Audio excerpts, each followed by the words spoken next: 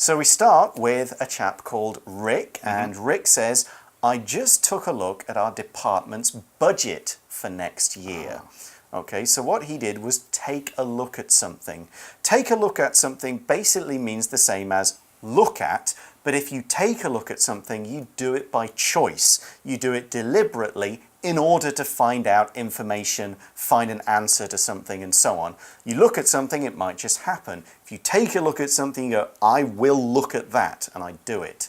Here's an example. I asked the doctor to take a look at the lump on my hand. That's a good thing to have a doctor take a look at. Yeah. And if you're good with money, people might ask you to take a look at their budget. A budget, here we're using it as a noun, it's basically a spending plan. It's sort of a plan on how you're going to spend and save your money. If you're saving for something like college, paying for university, buying a car, taking a big holiday, you know, for months or even years before, you might say, right, I make this much money, I spend this much money, so I want to save this much money. You write down all the different ways you make money, all the different ways you spend. You kind of have a plan for your spending and your saving and all of that kind of thing. If you're making a budget, we can also use it as a verb. I have to budget because I want to go to Europe next year or something like that. Basically, you just want to make sure you're not wasting your money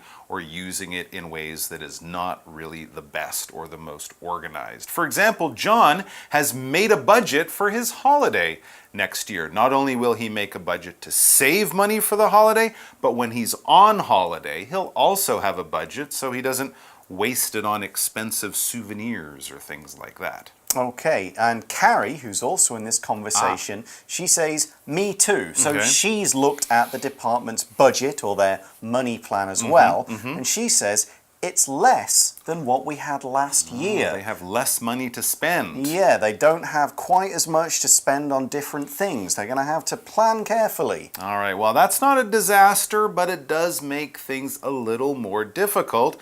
So it's disappointing, but sales haven't gone up. Yeah, it's disappointing. It's kind of a letdown, but why? Why don't we have a big budget? Sales haven't gone up. If the company isn't making money, it makes it hard for the company to spend money. And for the staff, this could be disappointing. Exactly. This adjective basically means something that is a letdown. You had high hopes, but it didn't really work out. So you thought your team was going to win the game, but then the other team scored at the last minute. You were so excited to go to the beach this weekend, but it's going to rain all day on Saturday. So that feeling is the feeling of disappointment. The thing, whatever happened, is disappointing. For example, this is a disappointing movie. I thought it would be better. How many times have you seen an ad for a movie and thought, that movie looks amazing? And then you go and you go, that movie was boring and silly and I wasted 2 hours of my life. How disappointing. Okay, so they are disappointed, which is the ED to describe how you feel. But Rick is just going to go, oh, well, we'll have to live with it, basically. He says, we'll just have to work within the new budgets now. To work within a budget means you spend only that amount. You don't spend more than you have. You limit what you can do. All right, so yes, planning your money, planning your spending, controlling your spending, and thinking about it is very, very important. All right, so we're talking about money. Well, Carrie and Rick are, and this actually causes Carrie to think about something and say, speaking of that, I'm thinking about taking a management course about finances. So when we often start a sentence with speaking of that, we're talking about something that has the same general idea. It's the same basic topic, all right? So they were talking about money. Now she's talking about money, but more about a personal thing. She is going to take a management course, but of course that will help with budgets in the future. So yes, part of working in a company or being a boss means planning budgets, but it also means managing people, controlling the business, making plans for the future. All of this can be covered by management. That is right. Management is the ideas and practice, so how to manage, how to be a manager, and the actions of being in charge of other people or in charge of particular tasks or a set of tasks. The skills a boss needs to have. Exactly. Now, the word management can also be used to mean kind of all of the company's managers as a general noun. So all the different bosses, the CEO, all of those people, they are the management. They are management. So not the secretaries or the workers or people like that, but the people bosses, in charge. yeah. But here we just mean we're talking about the practice of managing something, in this case finances, so money management and how to look after your money. Here's another example with management.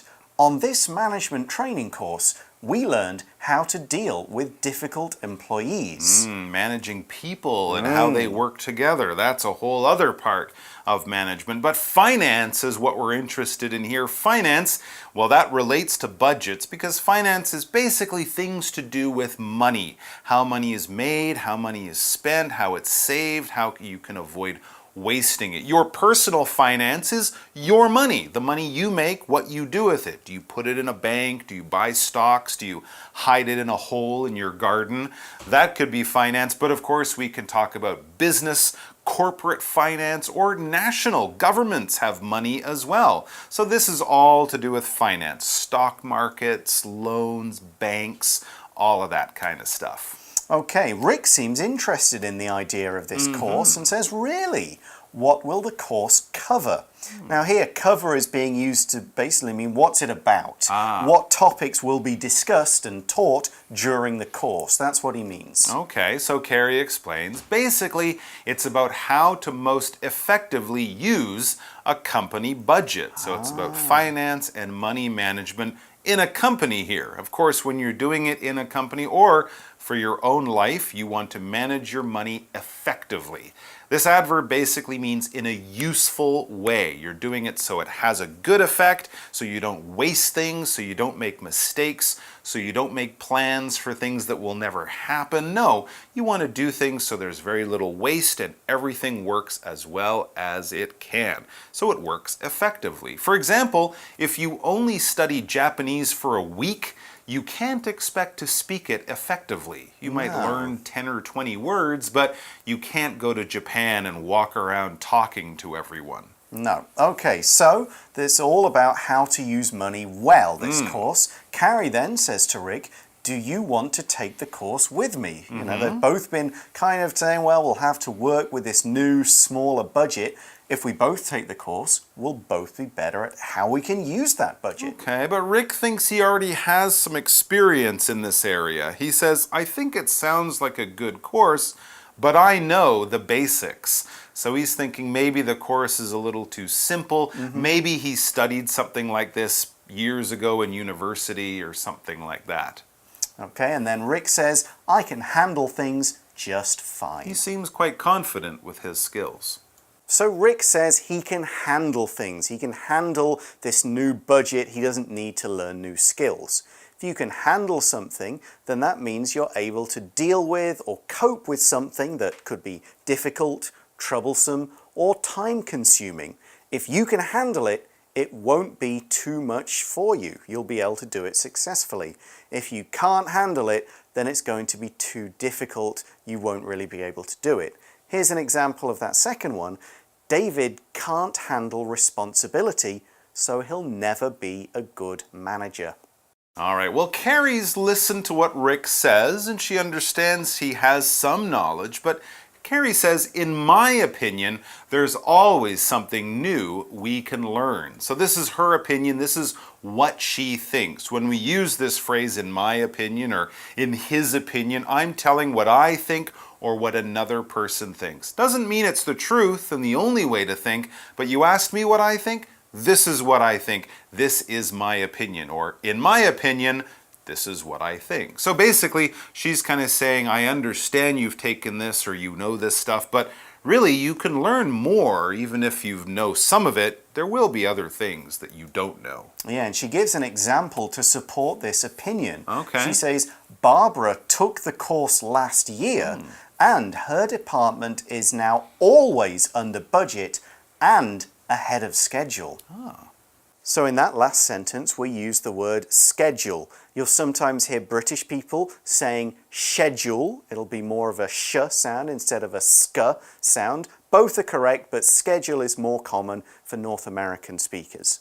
So a schedule is a plan for carrying out a process or a procedure, and it's kind of a list of all the things you need to do and the times when they will or need to happen. So we talked about Barbara's department being ahead of schedule. This means you're finishing things before they need to be finished, which is great for workplaces. We could also use schedule to mean your own personal timetable, when you're busy, when you're free. So you could say, I'll check my schedule and see when we can meet. When we're talking about more of an overall plan or schedule, we could say, since the project is behind schedule, we've hired an extra person to help deal with the work. Okay, so Carrie's allowing Rick to get a bit more information, and she's got something that will help with that. She says here, just take a look at the course's brochure. So brochure is a very useful thing to get a bit more information about something. This is a noun. Basically, brochures are used for advertising or for information. It's kind of just like a book with 2 pages, basically. You could take a piece of paper, it might be folded up, you'd have a picture on each side or writing on all the different sides. We often collect these things for free around businesses or hospitals or government buildings, around schools, just to kind of give you some news, give you more information about the special things that they're offering, that they're trying to let people know about. So the brochure will give you more information, and probably you'll be able to find a phone number or website address to go to get even more information. Okay, so Rick takes this, he maybe has a quick look, and after thinking about this course and what Barbara's done, he says, so that's why Barbara's so successful? Like, oh, that explains why she's doing so well. She took this course, she got the information, and therefore her department is running much better because she knows how to deal with all these financial matters. There you go. Rick then adds, I guess I could take this course after all. So he's changed his mind. Pretty much. This phrase, after all, is used to mean after all the information has been considered. And we kind of use it to talk about this is either the final decision or the final idea, or sometimes the most important thing in a particular case. So we've considered all the different facts, we've got Rick's original opinion, what's happening with Barbara, checking this brochure, and he's saying, after all, or after all of that, and I've processed it and thought about it, he is changing his mind after hearing all these facts. So I first thought it wasn't a good idea, but maybe after I've heard all that, it's a good idea to take this course after all. Very cool. Yeah, so Rick is going to now go and do that and do some financial management and learn lots more and go with Carrie on it. And maybe they won't have so many problems dealing with their department's small budgets. Okay, that brings us to the end of the conversation part of our TOEIC article. We're now going to go to today's For You chat question.